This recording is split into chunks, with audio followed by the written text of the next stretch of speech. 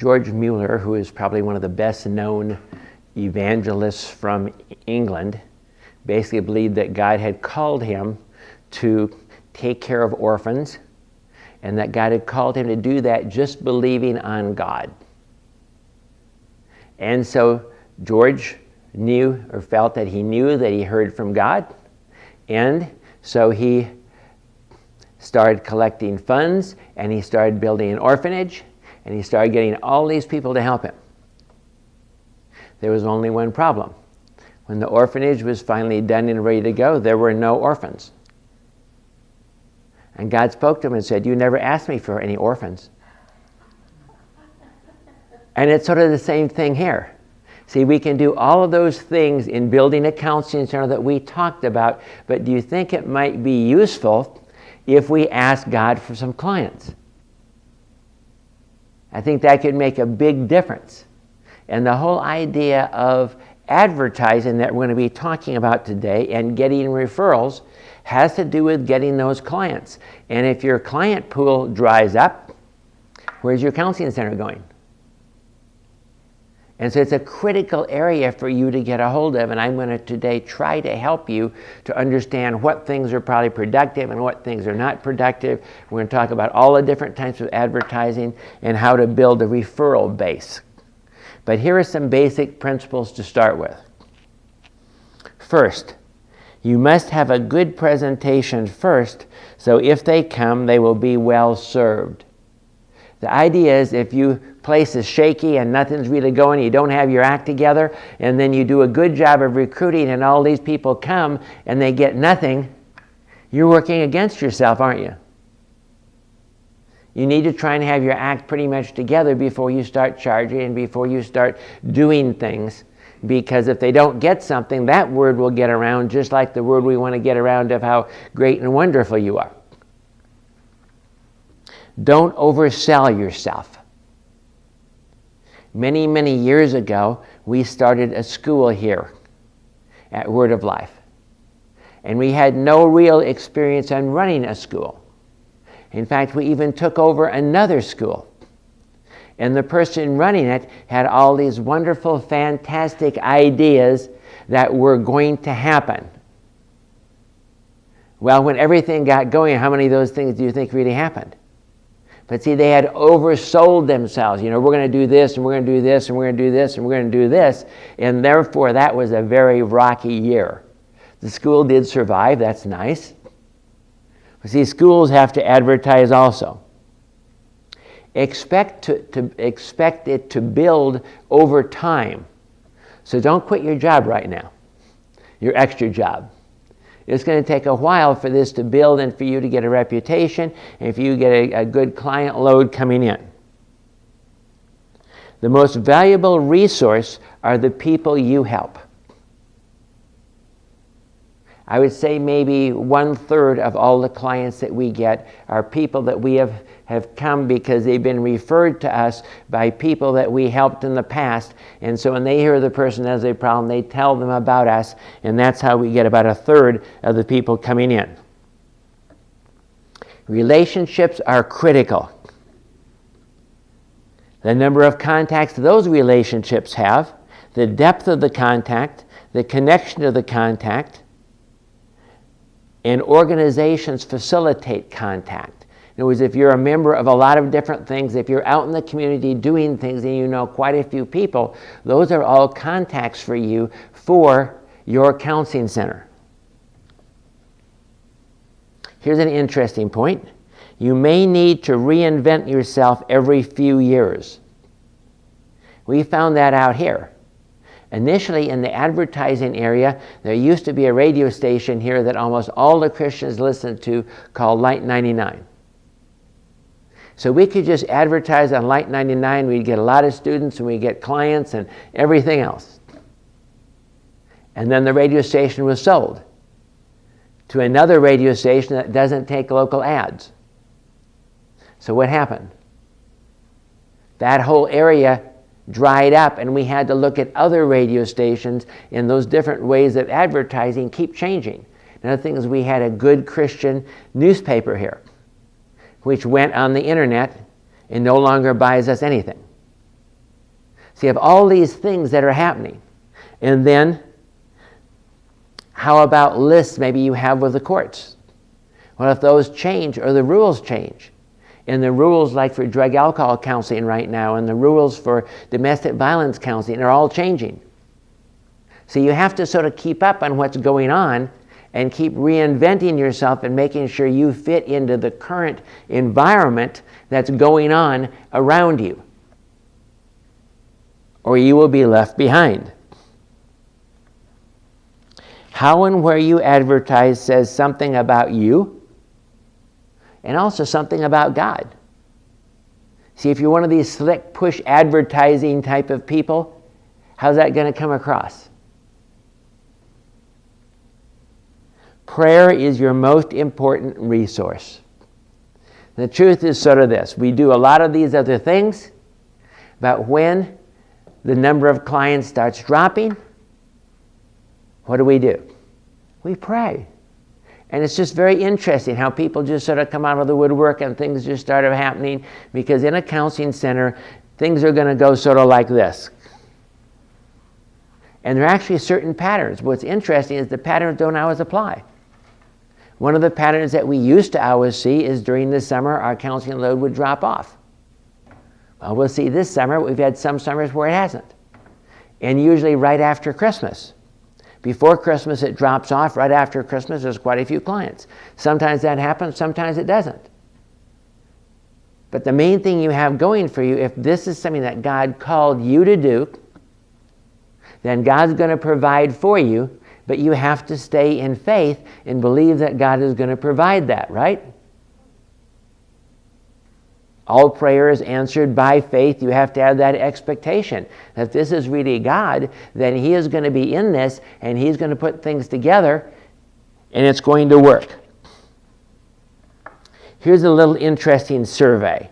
It was actually done of 6,000 coaches. Now, coaching, in my belief, is really part of counseling, and so a lot of this is very applicable. And what they asked them is what was their most effective advertising. Because see, in coaching, it's even harder than counseling, because a lot of people don't know what life coaches are, and they don't have to have the coaching like many people have in counseling. So it's actually harder to advertise in coaching than it is in counseling. And of course, you'll be advertising probably for both if you are also taking our coaching class. Number 1, getting referrals for existing and past clients. That was the number 1 thing that brought in people to their center. Number 2, referrals from other professionals. Number 3, giving paid seminars, presentations, and workshops. Number 4, offering a free coaching or counseling session. When you're first getting started, that might be a good idea. I remember driving by one counseling center that I think is struggling, and they had it on their sign. First session free. So people come in, and then if you can really help them, it's not going to help your bottom line very much, but at least you'll get some people in there and you'll get some people coming. Networking with local organizations. Who are the people that maybe know the people that need your product, your counseling, or your coaching? Well, it can be churches for sure, but it can be nonprofits, it can be all sorts of different organizations. Number 6, writing and publishing a book or a newsletter. Somehow getting things out to people. Number 7, giving free talks. There are many times these bureaus that go around that just give speeches different places that you can get associated with. And number 8, having a website. But those were the 8 top advertising strategies. So now let's go through what we'll call the basic standard marketing things. I'm going to talk about each one of them, the standard things you would probably think of. The first one is the yellow pages. And there's some things I need to teach you about the yellow pages. Well, number one, the yellow pages are sort of going out. They're not as popular today. In fact, for the younger generation, my kids don't even have a yellow pages in their entire house. But that doesn't mean they can't be effective. Now, what's the problem? Well, here in Wichita, we have 3 different yellow pages. And so we have to pay money for all of these, and this is very expensive. We think we're doing good if we can get away with $150 to $200 a month just on the yellow pages. So one of the recommendations of the Counseling Center consultants is you only put it in the main yellow pages. But there's an argument the other way. The other yellow pages, you can get bigger ads and be more competitive, and the other pages, they might actually find you. So therefore, it can go both ways. You have to decide how effective it is. One of the things I'll recommend, one of our yellow pages actually has a method where they put a phone number in that's not your phone number, so the person calls that, which transfers to your phone number, so therefore they can tell you exactly how many phone calls you got a month based on your ad in their yellow pages. And of course, why are they doing that? Because they have to prove to most of us that this is worth the money. When you're doing something yellow pages, you need to stand out in some particular way. How do we stand out? In all of our ads, it says a particular line. Thoroughly Christian counseling. Because how many people look at these that might say Christian Counseling Center, they don't know if it's thoroughly Christian counseling, but that's our hallmark, so we'll put that in all of our ads to try and get people to realize that that's what we provide, because those are the primary people that are going to come to us and come to a church. You can sometimes negotiate discounts.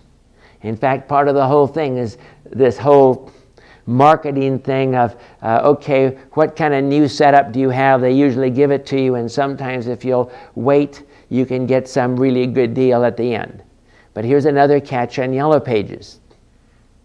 Whatever you have last year, you've got to either take that this year or bigger to get any discounts.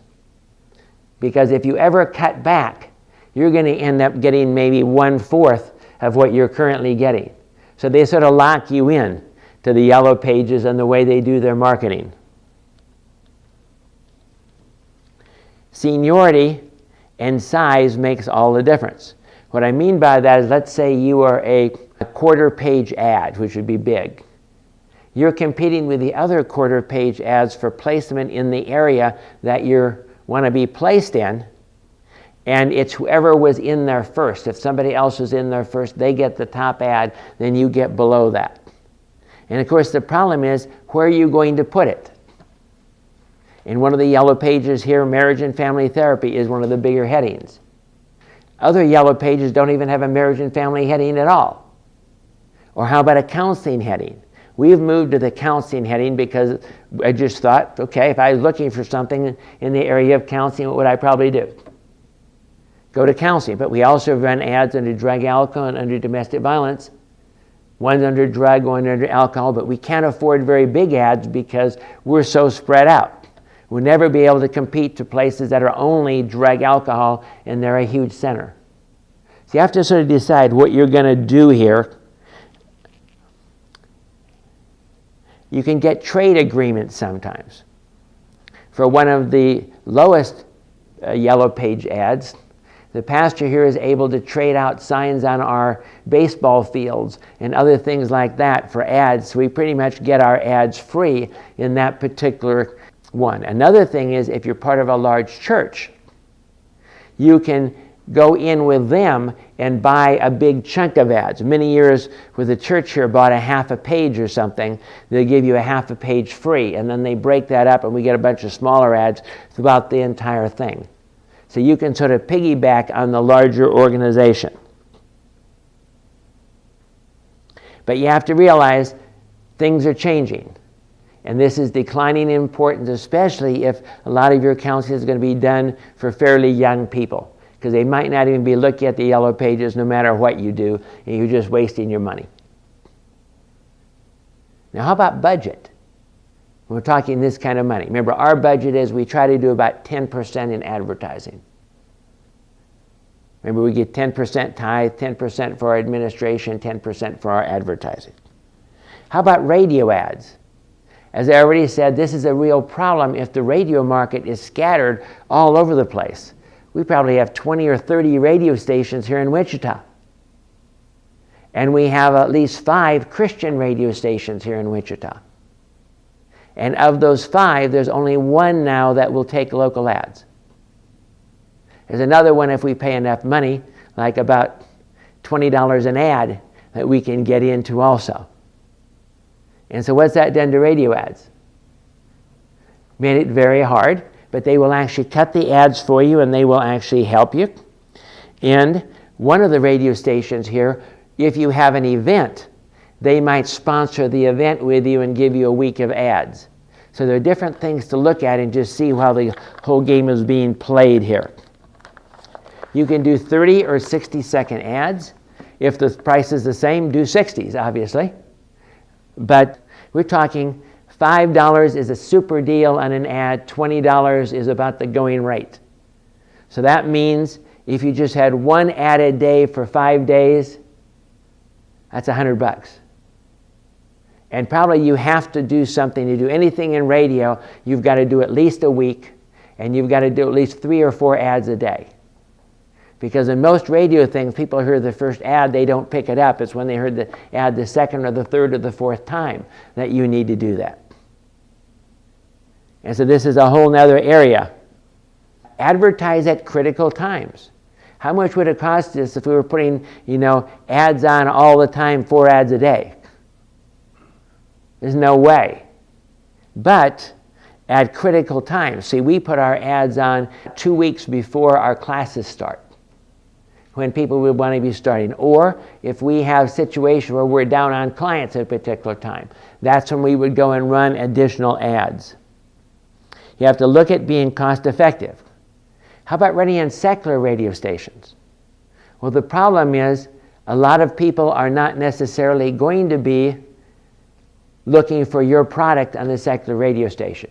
But if you do have a more secular product, like drug and alcohol or something like that, on a regular radio station might work.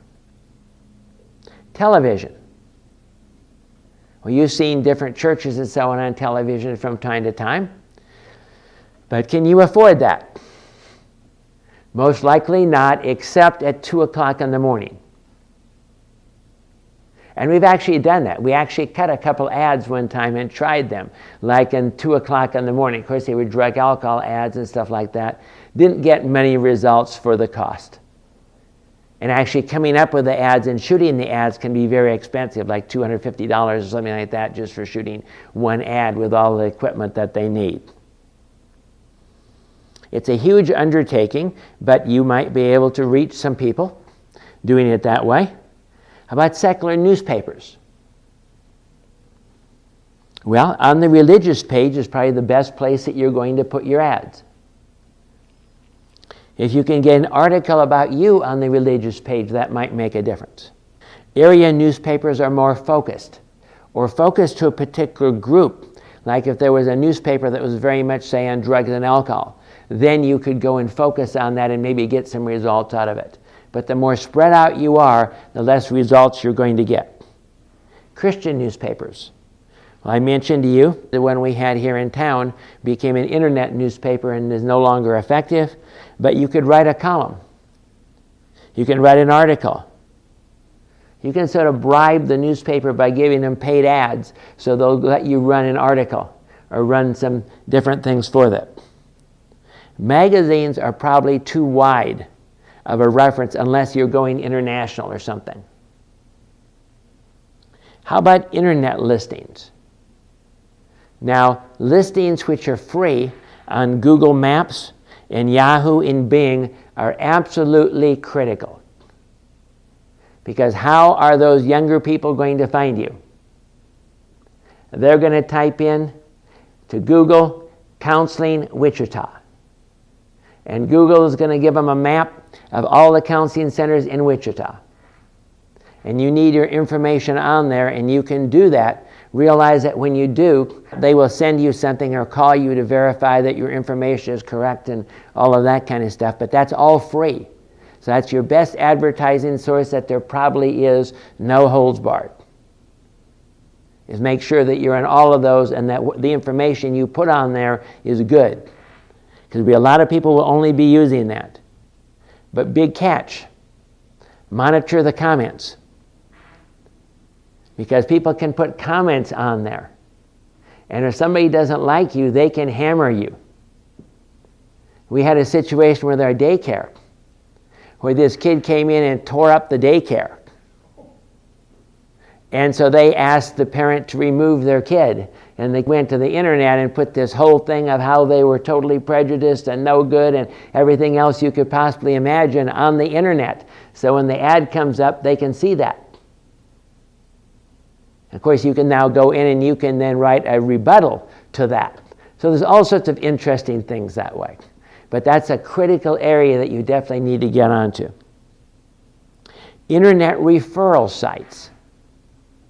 Some people think that these are really, really critical and the way to go. What are we talking about? We're talking like Psychology Today, jamesdobson.com, goodtherapy.org, findatherapist.com, marriageandfamily.com, and so on. And these will usually run you about $19.95 to $29.95 per month.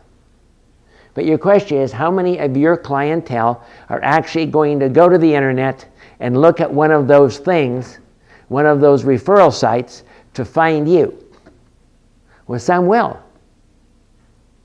But you have to decide how important that really is to you. But think about something. You see, that's still a lot cheaper than the Yellow Pages, isn't it? But again, it's a national thing. What I recommend you do is you go on those and you just look up like you're a client looking for a therapist and see how many other therapists are here in Wichita that are advertising on those particular sites. And from that you get a pretty good idea how competitive you should be. But generally they're not a lot. And so if you're one or two or three of the people that would come up for therapists in Wichita of a site that's pretty popular, it might be worth your money to do those kind of things. And of course you can also, if you become a board certified counselor with AACC, you can be on their list. How about internet advertising?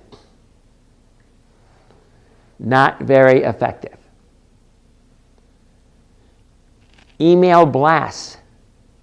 We tried that one year, we got absolutely zero. Nothing for an email blast to maybe thousands of people supposedly in this area. Let me ask you a question. When you get all of those emails, what happens to them? First, they get filtered. And so they're probably all in the trash anyway. But if they do get them and they come up on your screen, how many of those do you actually read?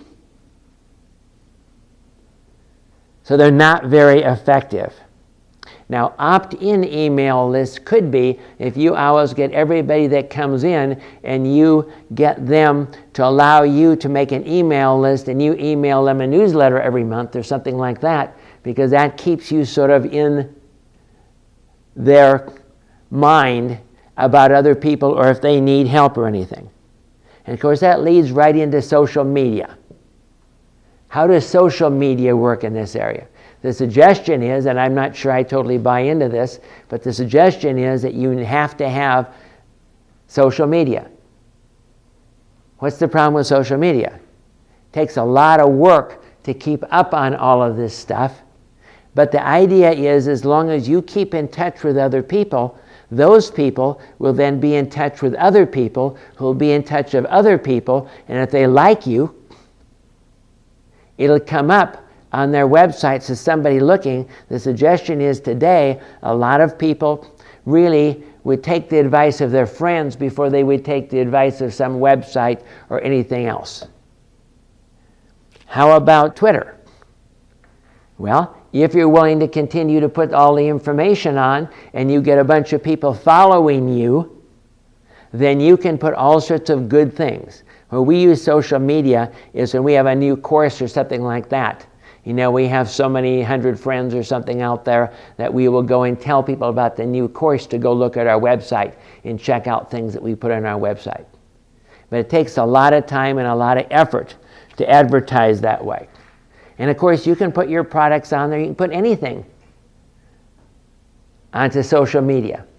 And so you can just put a lot of stuff and keep people knowing what's going on, and we got this new therapist, and God's really blessing and all this kind of stuff. It just keeps you in touch.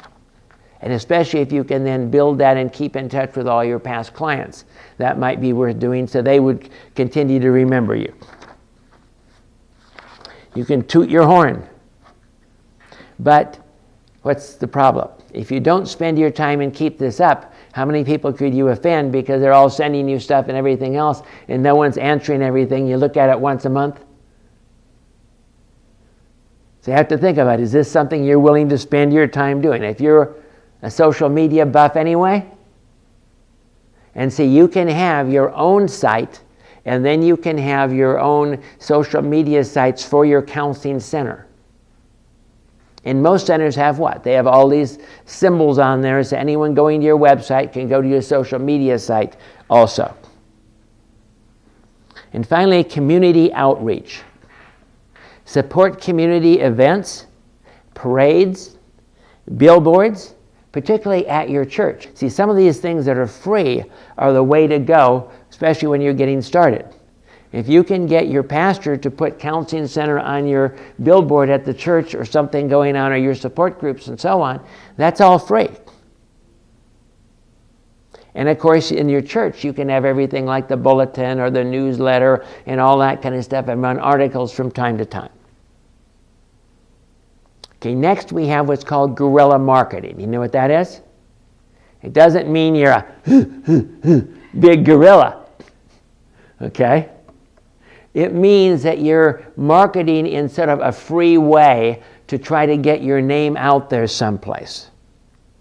Probably the first one of those, in some grocery stores and so on, have boards where you can step a little card or something like that.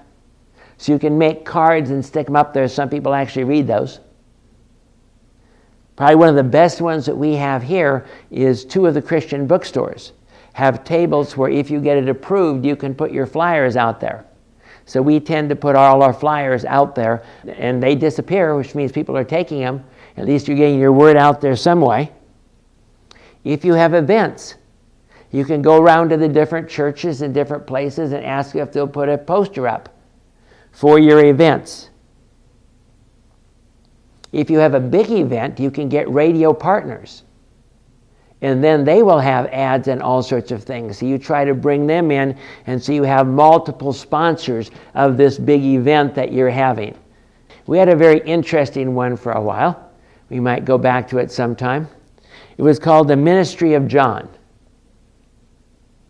And what it was is there was a place here in Wichita, and there are several of these, that put up billboards in the bathrooms of different bars and clubs and all of these kind of things. And of course, what do we put on there? A drug alcohol program, especially if we get in the raunchiest bars where the people are half all drunk, and while they're sitting there, there is our sign saying, "You need treatment."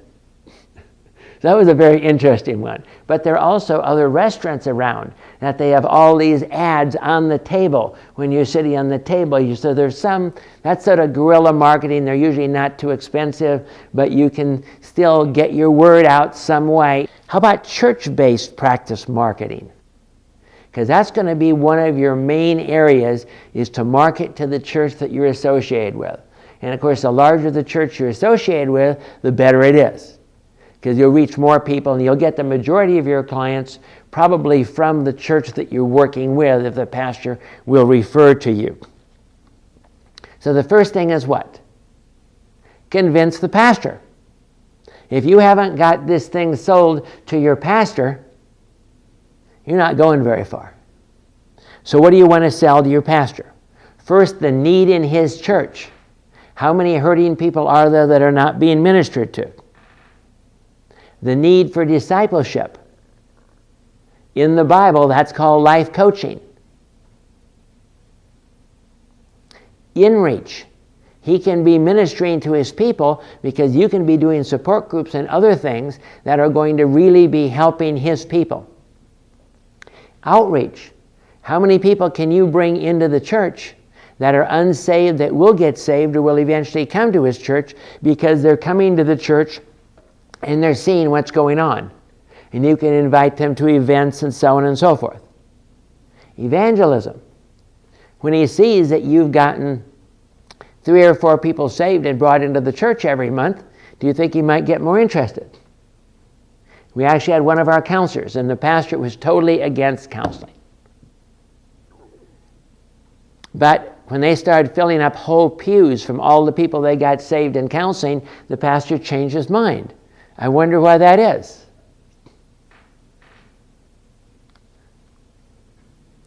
Offer free counseling, coupons, or on a donation basis type of counseling when you're first getting started in the church. So people start coming, they start finding this works for them, they tell other people in the church who tell other people in the church, and so on and so forth. Provide training in the church. All the teaching, all the training you can do that will help that church is going to help you. Lay coaching or lay counseling. Professional coaching.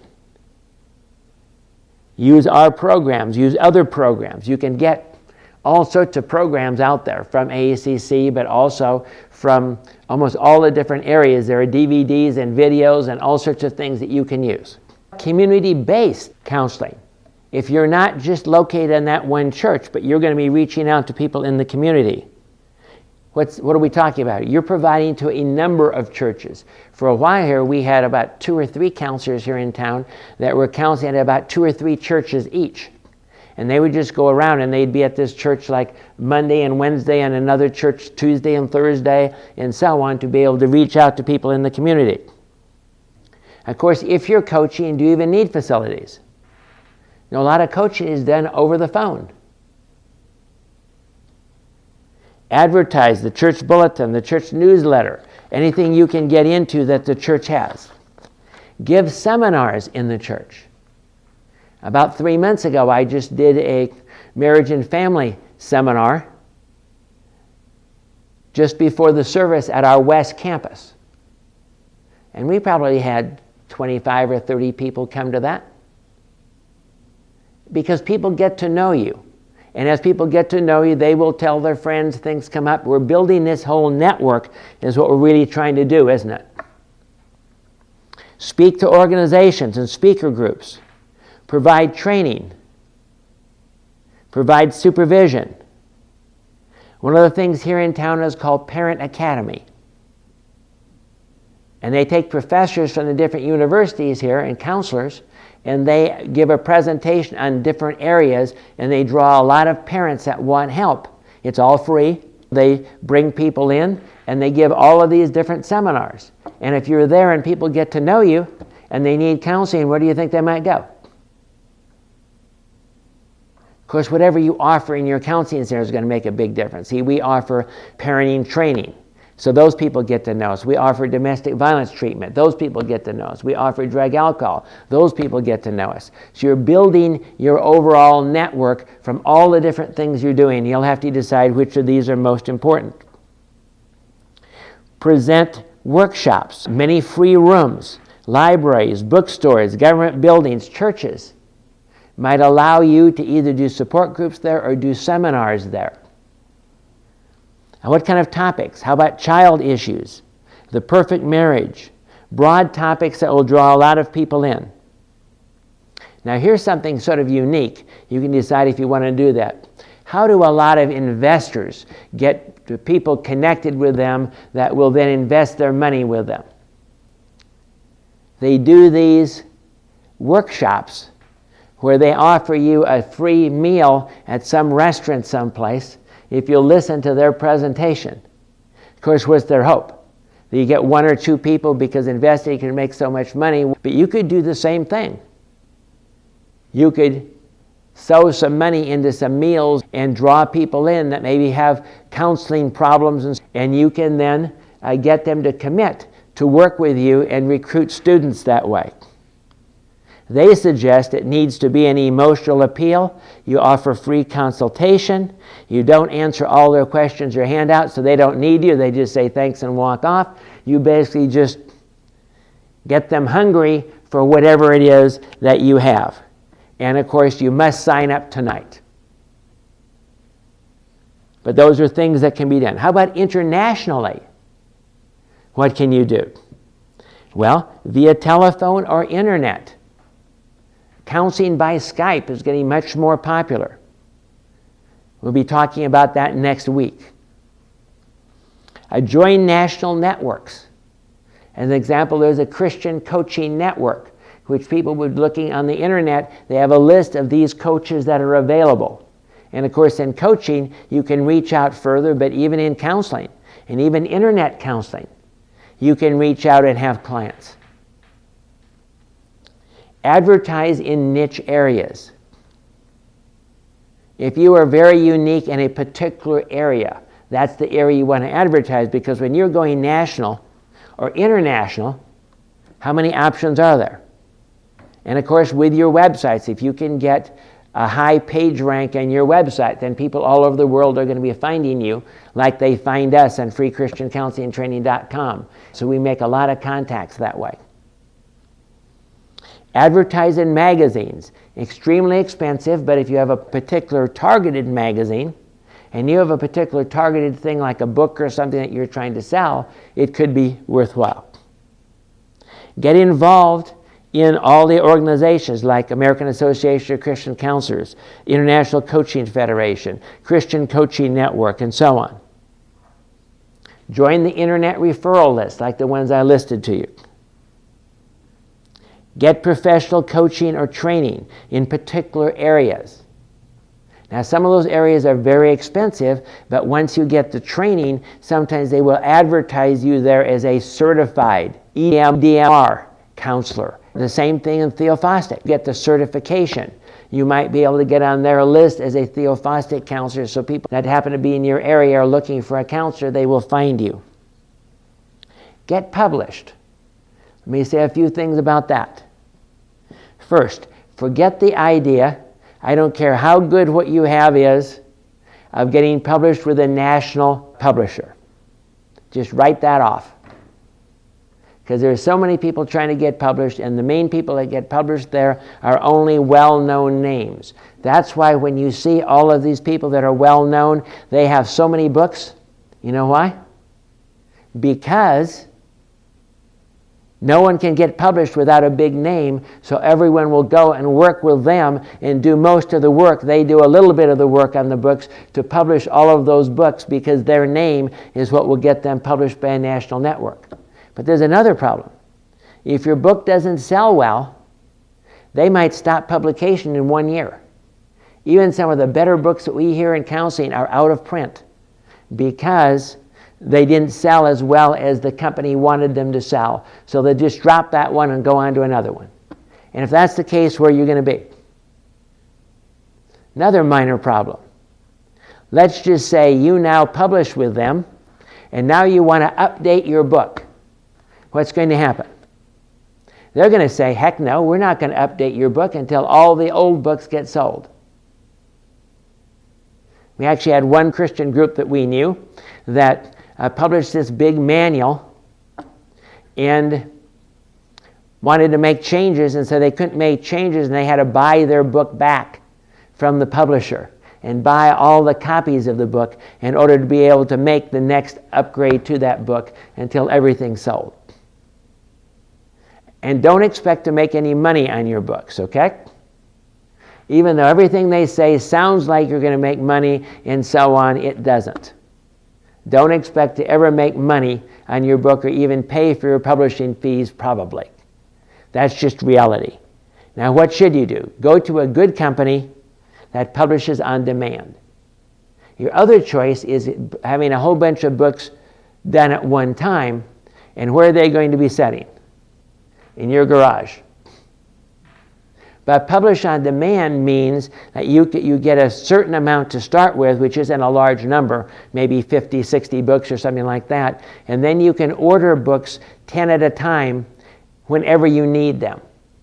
And so you can just go on the internet, order them, and you'll have them at your doorstep within a week or two.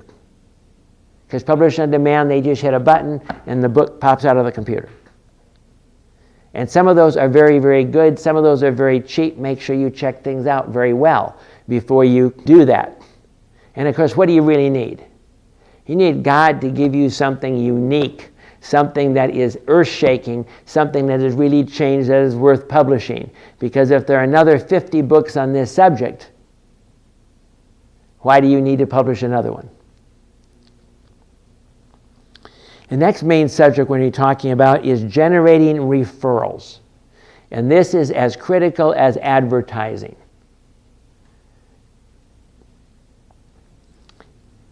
What it comes down to is, in real estate they say what? Location, location, location. In this area, it's connection, connection, connection. Probably what I would say is the most important one, if you are a licensed counselor, are getting into the insurance panels. Because the average person that has a particular type of insurance, because the insurance panel is going to pay more if you're in network than if you're out of network, when they have a problem, where are they going to go to find a counselor? They're only going to look at counselors that are on their list of their insurance company. And so the degree you can get in and do that, the better it is. Of course, if you're not licensed and so you can't take insurance, that isn't going to buy you anything. You can't do that. What are some of the barriers to referrals, particularly in the church? How about old-line pastors? What do they believe about counseling? It's of the devil. It's letting the secular world get into the church. It's going to pervert their church. What are you going to say to them? Well, my type of counseling is just Bible application. We're not going to bring all this secular stuff into your church. How about counseling is too expensive? Especially in the church. The church ought to provide all counseling for free, right? Well, think of it this way. Which is going to be cheaper? You going through a divorce and losing half of everything you have? Or you getting some marriage counseling? Which is going to be cheaper?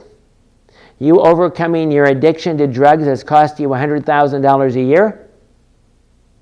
Or your addiction to gambling, which cost you your entire 401k? Or you paying for some counseling? When you think of the alternative, it makes a big difference. Therapy is too mysterious, not if it's based on the Bible. It's not convenient. Well, I don't think any problems are convenient, do you? Anyways, you have to deal with those kind of things. Meet with your pastor. You might even have a cash basis discount for churches. Basically, if they come in, that you'll give them 20 or 30% off or something if they pay cash. Cater a meal. Take them out to lunch. Build a relationship with the pastor. Maybe not just your pastor, but pastors of a number of other churches.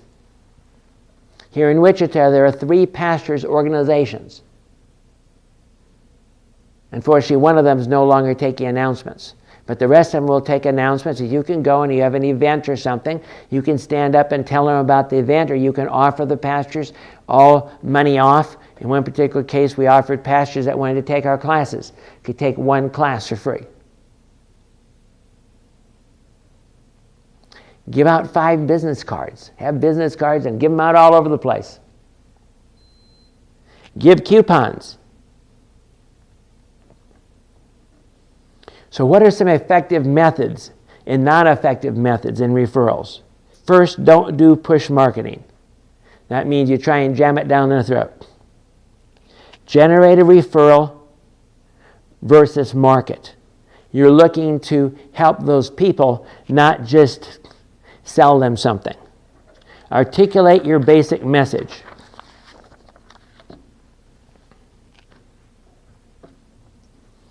Create enthusiasm in others so they'll sell your message. Ask for a referral. Get on the agency lists. Have gatherings of colleagues. Give a free preview of what you do. Here's an interesting point. Weak ties work. Now, what does that mean? We normally think, well, if I have a really good relationship with that pastor, that's when I'm going to get referrals. But research says that weak ties, if it's just because, well, I know that church, I know you're the associate pastor of the church, that's a weak tie. But weak ties do work, and they do get you clients. Become an expert in some area.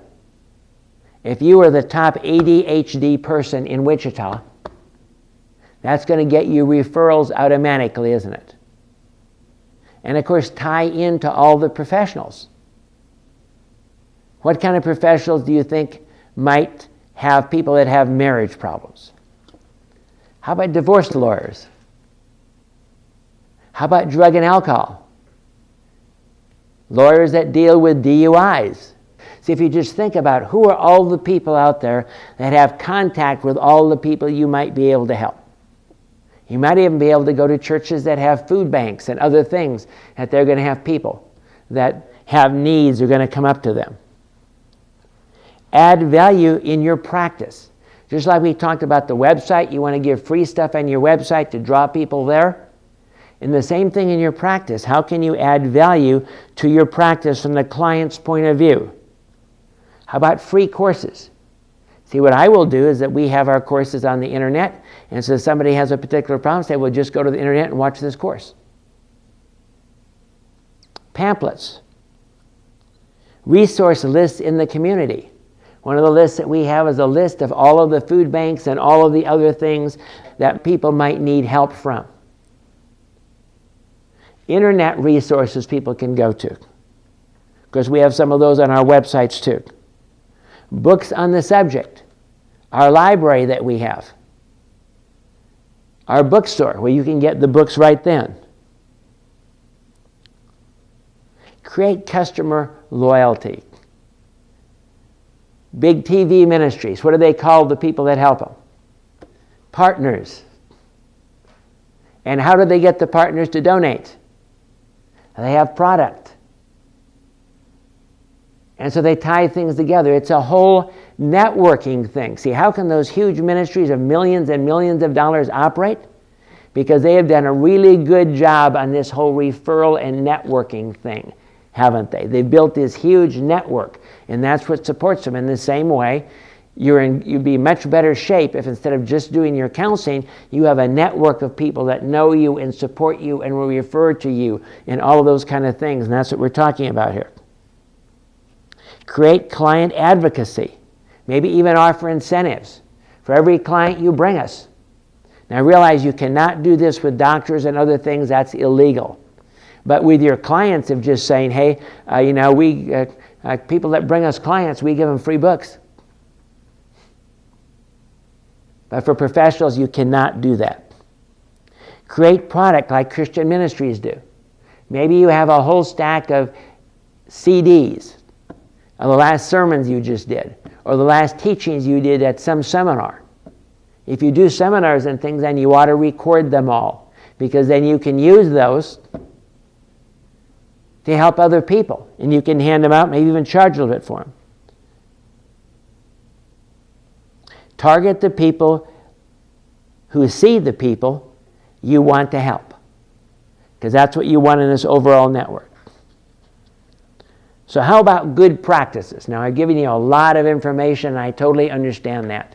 But let's talk about good practices, things to do and things not to do in this particular area. The first is, and I already said this before, a polished practice is the best way to ensure success. If you've got your act together and you're really helping people and you're really effective and you've got a decent looking office and you're in a decent place, that's what's going to make the biggest difference besides prayer. Articulate your message. You need to get down to about 15 seconds that says of what you do. So anyone you're talking, any place you go, you bring up, well, what do you do? Well, I'm a counselor in da da da da da da da da da da da da da. No more than 3 sentences. No technical terms. Upbeat and positive. Target only one aspect of your work. Learn to love to say it. Give examples. It was that it's just part of you. You're your best selling point. Give out cards wherever you go. Put pamphlets wherever your target clients are going to be. You know, there was even a situation, I think, at Newton where we were able to put out pamphlets for the drug alcohol right at the courts. Any place that they're going to have people that are going to want your stuff, if you can get something out there, get it out there. Offer free consultations for pastors. How many pastors, when they come up against things, don't have a clue what they need to do and they need someone to go to? Offer seminars to help churches. It's the fastest way to build your practice because people get to know you. They suggest 4 church seminars a year. For pastors, meet their needs, counseling in the church, pastoral training, problems in the church, major marketing each month. They're suggesting you need to have a plan for your entire year of what you're going to do each month. You're going to do something major each month to improve your network, to improve your advertising, whatever you're doing, so it doesn't just fall by the wayside. When you get busy, what's going to happen? This is something that probably doesn't get much attention. So if you have something planned out, that would be a good thing to do. Keep in touch with past clients and referral sources with email or newsletter. Consistent marketing is what works. You need to be there. The more years you're there, the more people get to know you. This all builds over a period of time. And what are you going to have to do? Overcome your fears. Because what did I say it looked like? So how do you handle it when all of a sudden you don't have very many clients? You say to yourself, this is wonderful, now I can get caught up in my paperwork. Now I can do my advertising. See, somehow you have to cope with it that it's okay to not be totally maxed out. And then when you're totally maxed out, what can you say to yourself? This too will pass, and therefore I'll get caught up later of all the wonderful things that I want to do. But as soon as my clients come first, I've got to do that first. The smaller the practice, the more ups and downs you're going to see. The shorter you've been in business, the more ups and downs you're going to see. You need to base this on God. See, if God really called you to do this, then can you trust Him to provide the clients? Realize God's going to want you to do a lot of the stuff we're talking about today in this session. Eradicate negative thoughts. Now, there's an infinite number of clients out there, of people that need help. You just have to figure out how to get in touch with them. If God is in it, it will work. If He's not, don't even try. That's my advice to you. So what do you need to do? Give it all to God, relax, and enjoy the ride. Let's pray. Lord God, I thank you that you are in it, that you have called us, Lord God, to help people. It's such a wonderful privilege to really get down into people's lives and to be able to significantly help them from your word and let you live your life through us. And we give you all the glory and all the honor in Jesus' name.